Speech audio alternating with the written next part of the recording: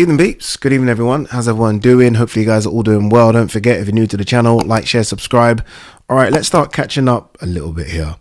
Aside from the video I did today, Mike Tyson, Jake Paul, I've not filmed in a while, so there should be plenty of stories to cover.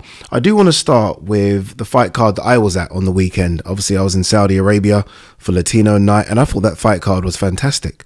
I do. I think every fight, maybe apart from the co-main event Ramirez Barboza, delivered.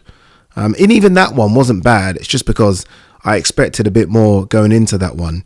And look, I have to be honest with you, when this fight card was first announced, I was like, I thought it was a bit flat. I thought it was a bit weak. I was wrong. I think the matchmakers got this one spot on. Maybe because we're so used to these massive Super Bowl-esque Riyadh season cards that when we get something just a bit smaller, it does feel a bit like disappointing. Maybe a bit like the December 21st card, but sometimes you just have to look at the matchups. Forget the superstar names, just look at the matchups. And I think all these matchups were really, really good. Let's start back to front. Let's start with Ziyad Almaayouf, obviously the Saudi fighter, now based in America. He took on Juan Carlos Ramirez Garcia. It was a draw. I think Ziyad's lucky to get away with that one. I do.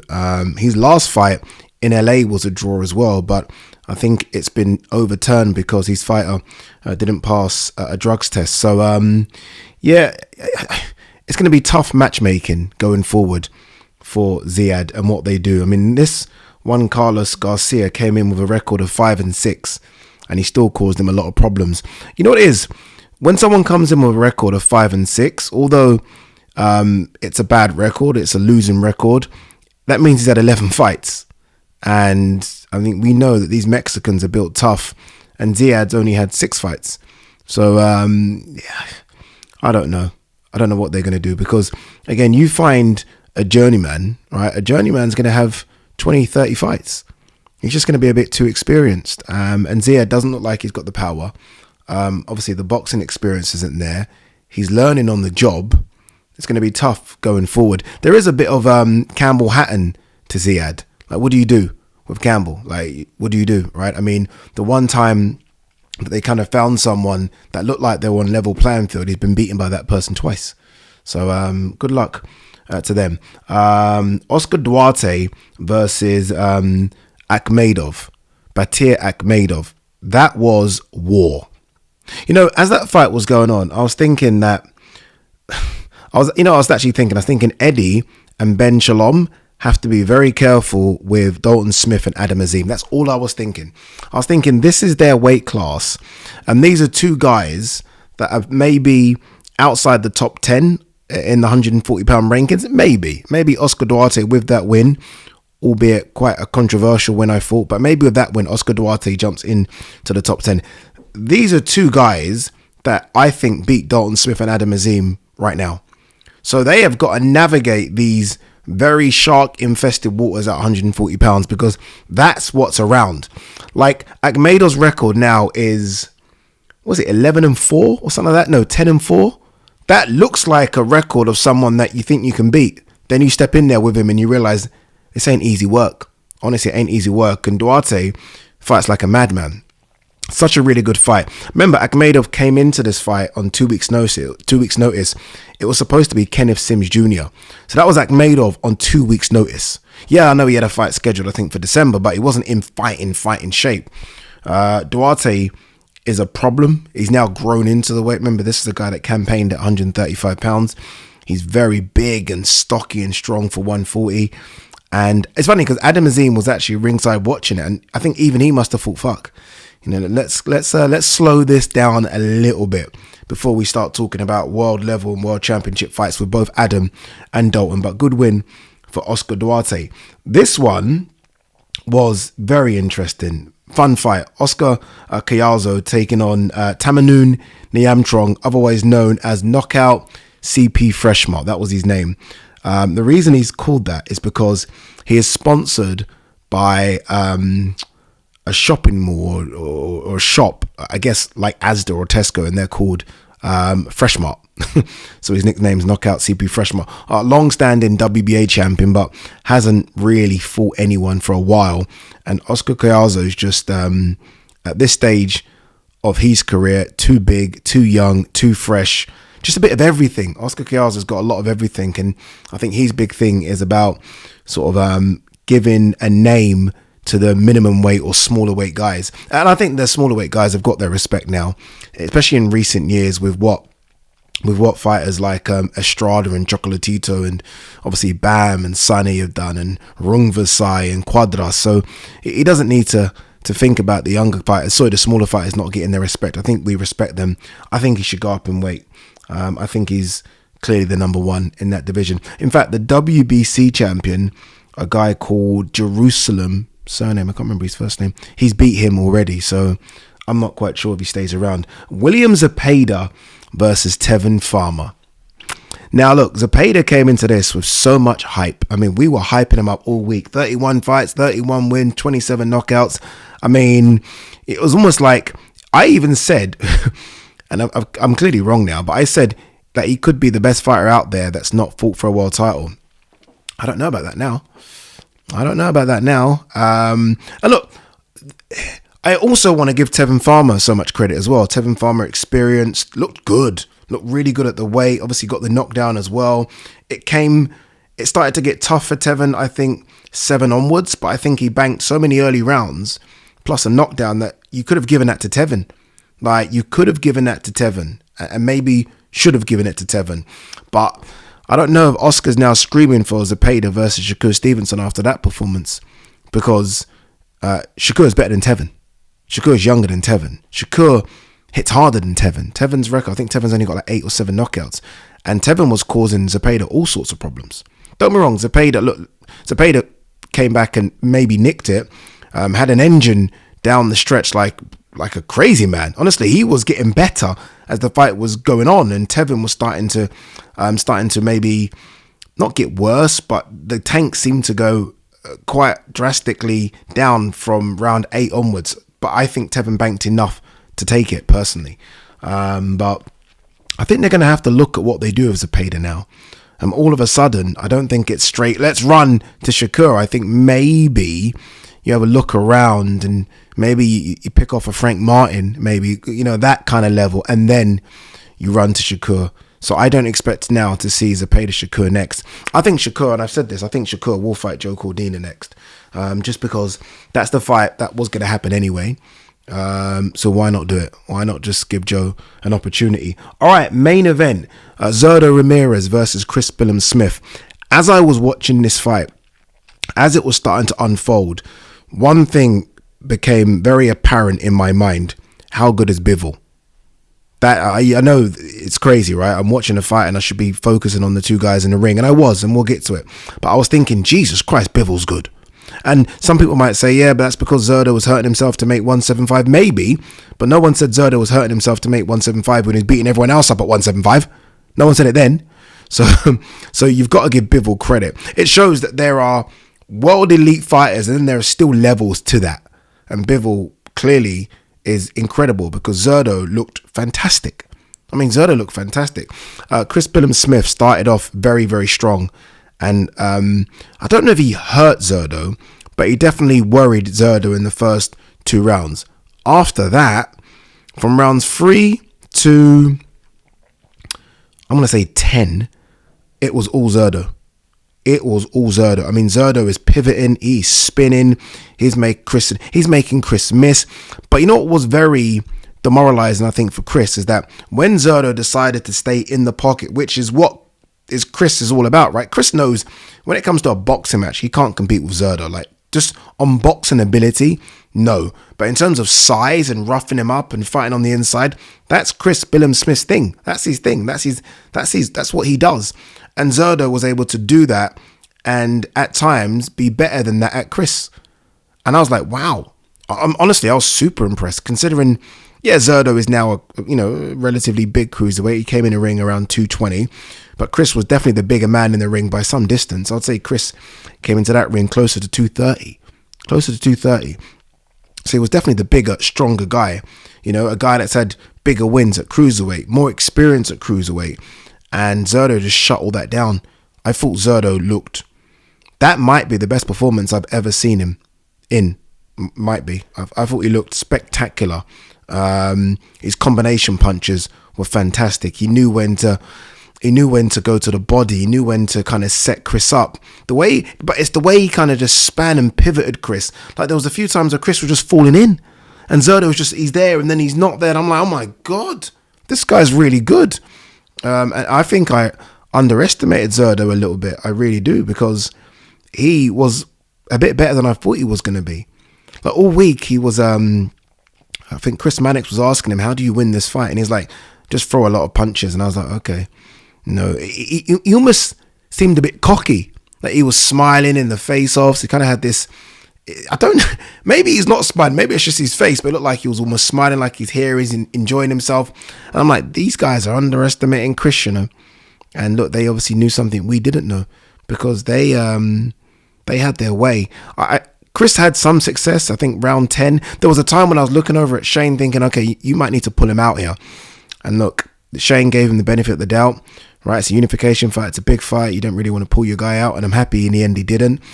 But then Chris kind of found something in round 10. He landed a couple of body shots, but he just didn't have the engine to kind of follow up on them. Like he landed a couple and he got Zurdo on the ropes, but every time you felt, okay, Chris was getting on top, Zurdo would land something, boom, boom, boom, and you think, oh my God, honestly, it was too much. Which leads on to the Opetaia fight.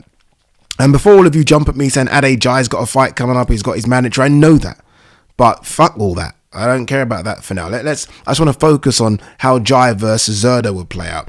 I am the biggest Jai fan known to mankind. So I have to kind of remove that Jai hat.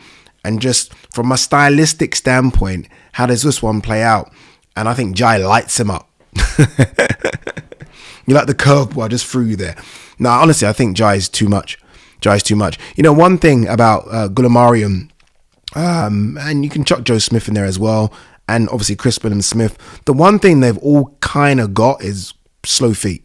So Zurdo almost takes the piss out of that, because he's got fast feet, because obviously he's a guy that's coming up in weight, 168, 175.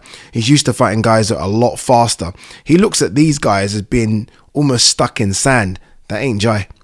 That ain't Jai. Jai is fast-footed, very fast-footed. He's in and out, boom, boom, boom. Jai obviously has power as well. I think we know that. What I will say is this though, Zurdo, honestly, rounds 11 to 12, he's still throwing punches and bunches. That's my one concern for Jai. If Jai doesn't get Zurdo out of there, and Zurdo's got a chin, you know, because BILLAM-SMITH smacked him. If Jai doesn't get Zurdo out of there, I know Zurdo will be there throwing punches rounds 10, 11, 12. And how much energy will Zurdo have spent trying to get him out of there? That's my only concern. Apart from that, I think Jai is a favourite. I hope it happens. I know Jai's got a fight, I think in January. He's mandatory, which I like. Stay busy, stay active. Why not? The Jack Massey fight didn't take much out of him. But then hopefully sometime in the new year, we can get to see Zurdo versus Jai, or Jai versus Zurdo, which way you want to. Number 1 versus number 2. Jai number 1, Zurdo number 2. But yeah, well done to everyone in that fight card. And yes, the fight card might not have had the eyeballs on it, right? I mean, not many people tuned in to watch it, I don't think. But it was a great fight card. Forget all that kind of stuff. Forget about, how many people are in the arena, how many people tune in. Just enjoy the fights. And if you're one of those people that can just, you know, not focus on numbers, but focus on what's in the ring, I think you would know it's a great fight card. It is a fight card, however, that should have happened in California or somewhere on the West Coast.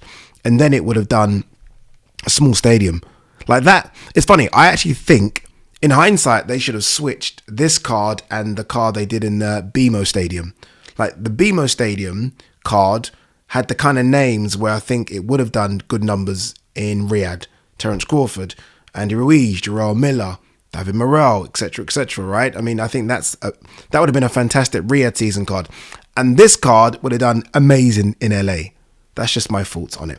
All right, let's quickly see what to talk about. See if there's anything very quickly. Where are we? Oh, here we are. Oh my God, this one. Benavidez promises to break Morrell's face. What a fucking fight this is.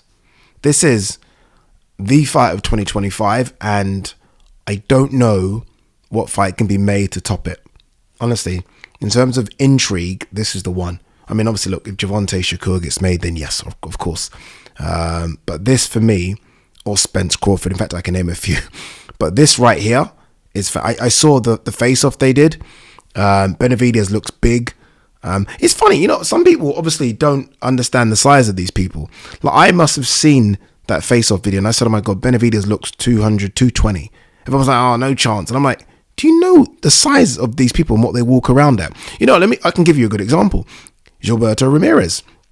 I spoke to Rosado about Ramirez and he said he used to spar Ramirez when Ramirez was at 168 and 175. He said he used to spar him when Ramirez was 220. These people walk around so big and then kill themselves to get into the weight. I'm telling you now, David Benavidez walks around at around 220. Easy. And Morrell ain't far off either. He's a bit more lean and athletic looking, but what a fight that is. What a fight. Oh, Keyshawn Davis says WBO lightweight title fight is next. Is that going to be against who? Who's the WBO champion? 1 second, guys. WBO rankings. I should know this is. I know a lot of you are probably screaming right now saying it's this person. I don't know. Let's quickly get it up. I should know this, shouldn't I? Lightweight WBO. Berinchik. Okay. Okay. Maybe. Remember, it was Mark Chamberlain was supposed to get that. You know, Mark Chamberlain came through his fight against Josh Bradley. It was supposed to be Berinchik. So yeah, that'll be a fight. Keyshawn would think that he could win. No doubt.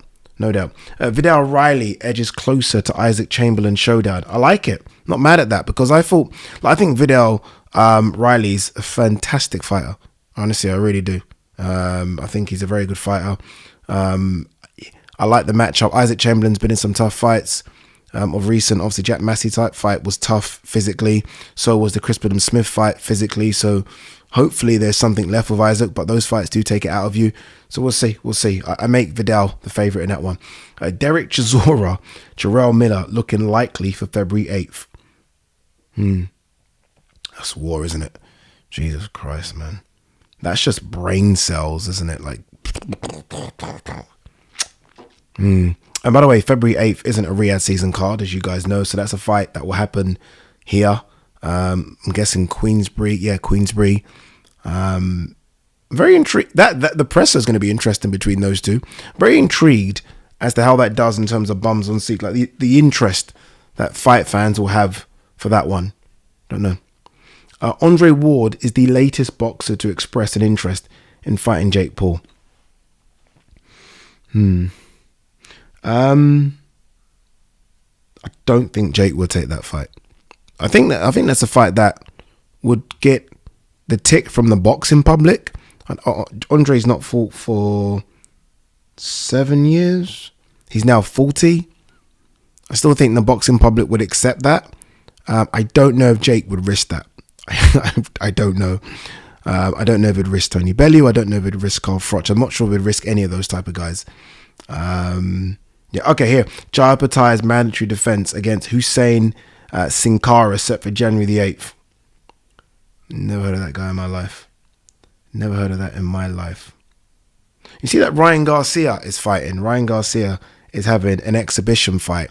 And no, I'm sorry, if you're on a ban, you're on a ban. I mean, look, I get it. People say it's not a licensed fight. I get it. But that means he's still making money from the sport of boxing, even though he's on a ban. I find that quite wild and weird and shouldn't be allowed.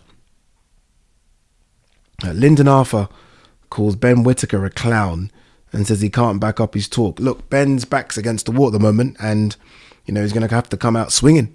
You know, whenever he fights or wherever he fights next, he's going to have to prove a lot of people wrong. I think he should go straight in with someone big, whether it be Liam Cameron, whether it be Lyndon Arthur. He can't have a warm-up fight. He's got to go in with someone that he is, I don't know, I guess a 50-50 scrap. Like Lyndon Arthur maybe might be favourite. Liam Cameron might be favourite. So he's got to go in there with someone where he has something to prove. There's no point him getting the level of opponents we've seen before because we know how those fights play out. The intrigue now is to, okay, can you step it up when you need to? So we'll see. Javonte Davis versus Lamont Roach rescheduled to March 1st. We'll talk about that another time. Oliver McCall wins calls out Jake Paul. The fuck is going on here? What is going on? I don't know. All right, guys, look, there's a bit more. We'll do another video tomorrow. The video I'm going to do tomorrow, I might give you some secrets about February 22nd. I might. Peace.